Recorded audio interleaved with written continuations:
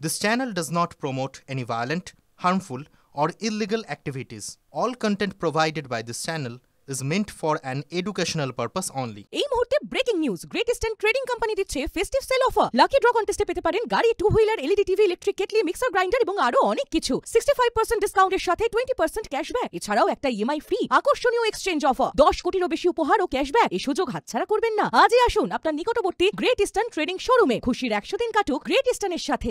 আবারও হুমকি, এবারকার বিধায়ক আব্দুর রহিম বকশীর। হ্যাঁ, তিনি আবারও হুমকি দিয়েছেন। বিজেপি নেতা বিধায়কদের গলায় অ্যাসিড ঢালার হুঁশিয়ারি বিধায়কের। বাংলা পরিযায়ী শ্রমিকদের রোহিঙ্গা বলা হলে গলায় অ্যাসিড ঢেলে দেব। এলাকায় বিজেপি করলে সামাজিক বয়কট করারও হুঁশিয়ারি দিলেন রহিম বকশী।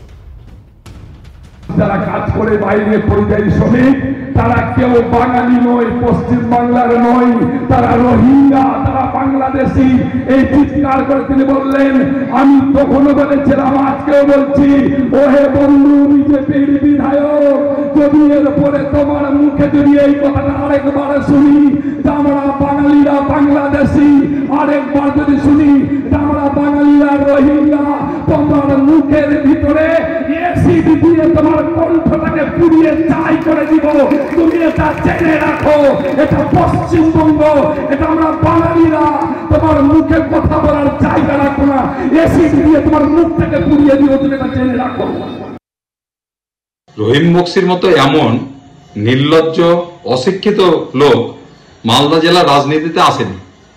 তিনি আজকেও ভারতীয় জনতা পার্টির বিধানসভার চিফ হুইপ শঙ্কর ঘোষের সম্বন্ধে যে সমস্ত কথা বলেছেন, অ্যাসিড ঢেলে দেব, পিটিয়ে মারব, বিজেপির ফ্ল্যাগ পুড়িয়ে দেব, সমস্তটাই তিনি অগণতান্ত্রিক, অসাংবিধানিক কথা বলছেন। এবং তার পার্টি তাকে কিভাবে জেলা সভাপতির পদে রেখে দিয়েছে, এটা ভাবতে আমাদের আশ্চর্য লাগছে।